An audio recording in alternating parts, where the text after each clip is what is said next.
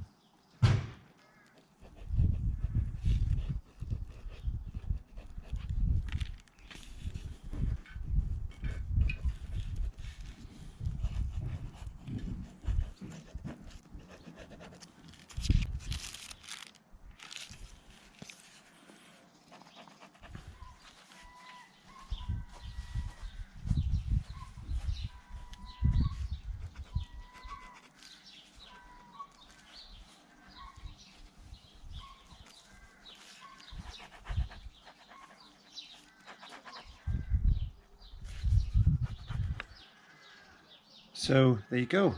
That's been printed out.